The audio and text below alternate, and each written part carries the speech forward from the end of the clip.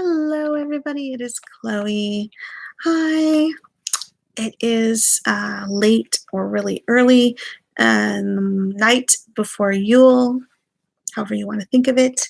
And I'm really excited. I got the Tarot of the Familiars, and I was working tonight doing readings and realized, hey, it's Yule, and I wanted to give a quick hello and a couple of thoughts and show my excitement over one of my new decks. I haven't gotten decks for a little bit, and I just got my, Queen of the Moon Oracle that I did a little review on / insight on not too long ago, and now I'm really excited because I got this one. I waited a couple of years to get this one, and I really enjoy Lisa Parker's art and how she shows animals and witchiness and all that in her pieces.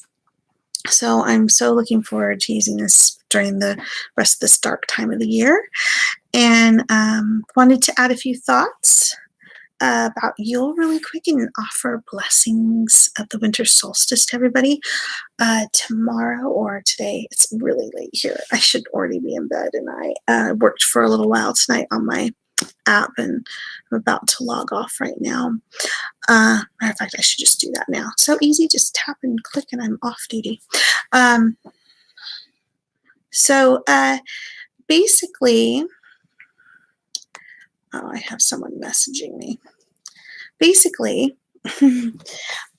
tomorrow I am keeping it kind of light because unfortunately in our house people came down with colds and stuff like that, and we're just getting over it. We're still really energy wise kind of low, so I haven't been able to do all the things I wanted to do for Yule. Like, we've done some decorating, the trees at least up, and a few things. I put my little lights up for the season, and basically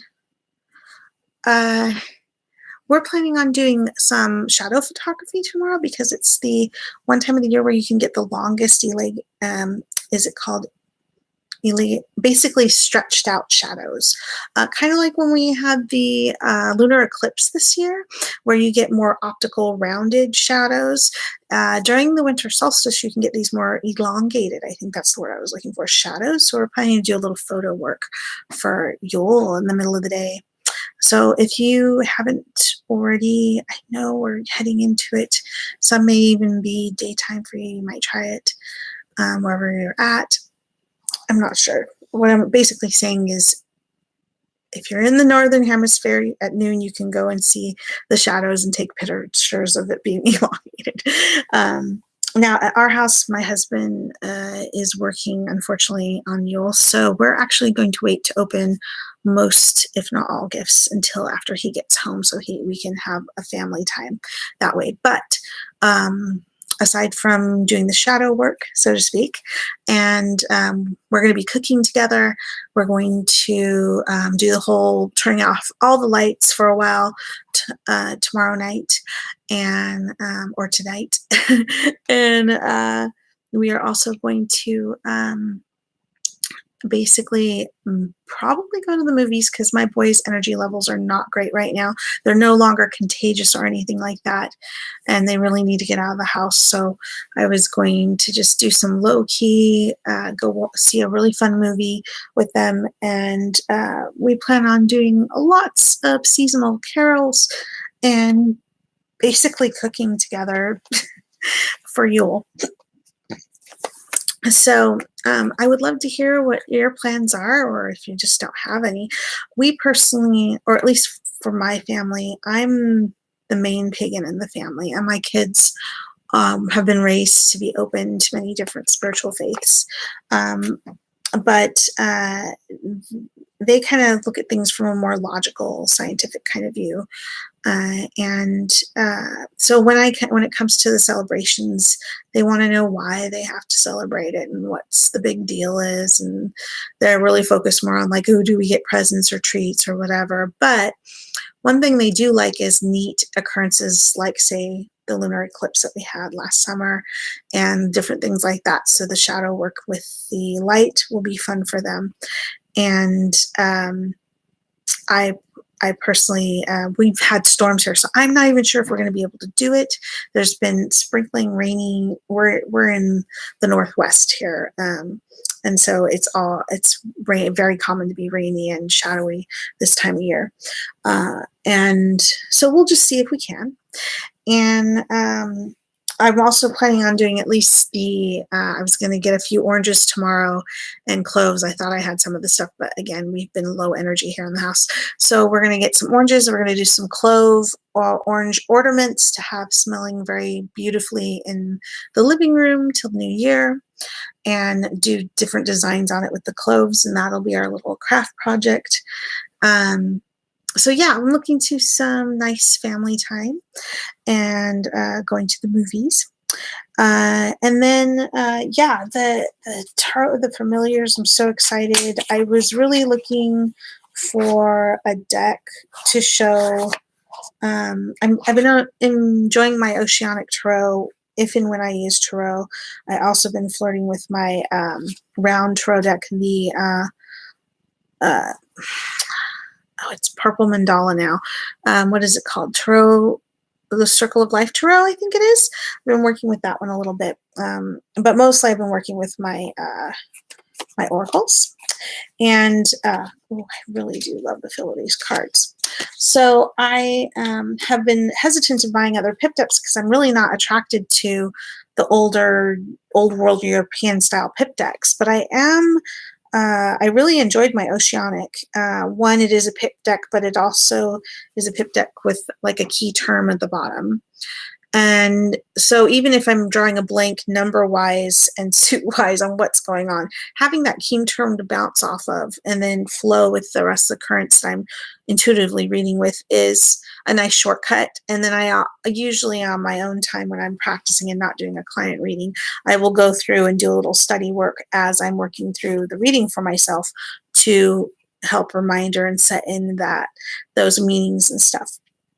Now, I know a little bit of numerology in the sense from, 1 to 10 and how that blends with the suits. But I also have noticed in looking through this deck that there's perhaps a Spanish style setup going on here with colors and maybe even certain animal associations, because they have 2 suits with birds and one suit with wolves and 1 suit with cats, which that's all beautiful. I love all those animals.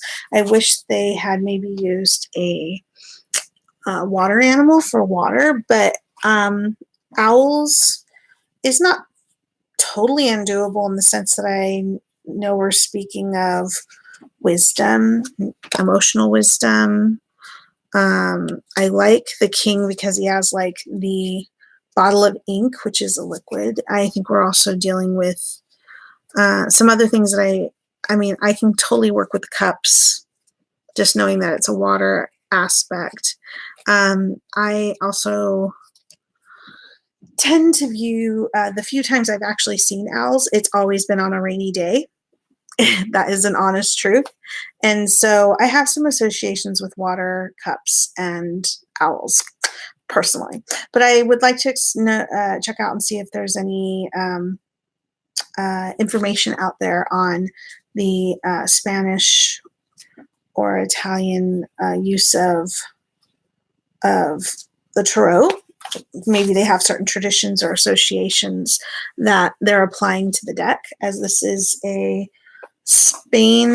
I think in Spain, the publisher is sourced out of Spain.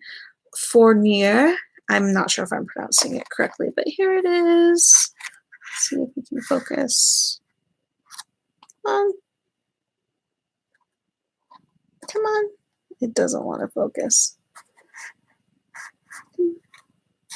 Trying. Oh well. Doesn't want to focus. Sorry, folks. But I do love that they have some really cool detailed pictures in the back of the box. This is a tuck box. I don't know how long it'll last with me, so my next project is to either create or find a cloth bag or something for the deck to go into, but I don't mind the pips. I had some practice with the Oceanic. I was looking for more modern looking pips because I am not at all drawn to the more old world style. I do like that the cart cards at least have, and I love, oh, I do love all the cats. Oh my gosh, they're such adorable cats. Oh, I don't, I'm a cat person, so I've actually gotten certain decks just because they have one card with one cat that I was totally drawn to. And my friend's like, but you don't like the rest of the deck. And I'm like, well, that one cat card. So I try not to do that too much, but this has lots of lovely black and lots of black cats, but other types of cats as well. Just adorable little kitties, ponies, a stag for the emperor. There's a lovely, awesome, here's the Hierophant, like an owl talking with a cat, giving advice or something. The only human in the deck is the Red Riding Hood, the wolf, and this is the lovers. There's a unicorn. There's actually a couple of unicorns. And then Judgment has a cat on top of a box, and then there's a key, and it says Pandora. So this is Pandora's box for Judgment. I found that very interesting, and kind of, I'm still thinking about it, but I like it. I love the reflection where you're seeing the back of the cat, but you see the front of the cat in the window. And this is the Hermit. I think they're bringing in the candle, and some of the symbolism is there from the traditional sets. I like the Spirit board in the Wheel of Fortune card. It has that round symbolism going on that we usually associate with the Wheel of Fortune, or Wheel of Life, or whatever. I do like the change of the strength as a wolf instead of a lion or some other kind of feline. I tend to like felines, but I thought that was a really cool change up in this one. Sorry, I'm just so drawn to this deck, I have a hard time looking away from it. I can never tell if we're looking at ravens or crows. I really wish that the book that came with it clarified that, but it just calls the suits by swords, pentacles, cups, and it's Kings of Wands. It's late. I gotta get other things done here. And this is the Death card. There's like a cloaked, shadowy figure in the reflected mirror or glass there, and then you have this lovely bicolored kitty in the foreground. I love it. I think it's adorable, and the meaning comes through pretty nicely. I don't want to flip through this whole deck. I just am very excited to finally have this deck, and I'm going to explore this deck probably with the Oceanic beside it part of the time. I do like that it is a multicolored deck. Each suit has its own color. It is non-traditional in colors, in that the earth suit is blue and the water suit is green. And swords are purple. I'm not sure if it's, sorry, my hands are tired. And then wands are brown, which is fine because wands are usually, wood. So that makes sense. So yeah, lots of cool stuff to work with here. The court cards are illustrated. The pips are not. It's just symbols. The only symbols that I'm a little, I don't mind the wands themselves, but I'm like, why the books? I don't feel like the books were needed. But other than that, I can get past that and it's good. I do like the aces. Each ace has the animal that is working with that suit. So we have cats for wands, ravens or crows for swords, and owls for cups, and wolves for earth. So really beautiful themed deck. I know I'm going to love this deck as I work with it more. I'm so happy to have gotten it just around Yule, and maybe I'll do a better walkthrough, but I just wanted to just point out a few things. It's going to be a busy time coming up here, and I just want to wish everybody a lovely Yule, and hope that things get more in flow. I'm offering readings with the Queen of the Moon Oracle on my Purple Ocean account, Mystic Cat. So, oh, sorry, I tilted you guys up. So feel free to come seek readings if you'd like on Purple Ocean and Mystic Cat. And otherwise, I hope you all have a lovely Yule and possibly the New Year. I think I have another video I think I wanted to do coming up. But I just wanted to touch in and say hi. And as we're leaving, I'll just pull a card for you from the Queen of the Moon Oracle.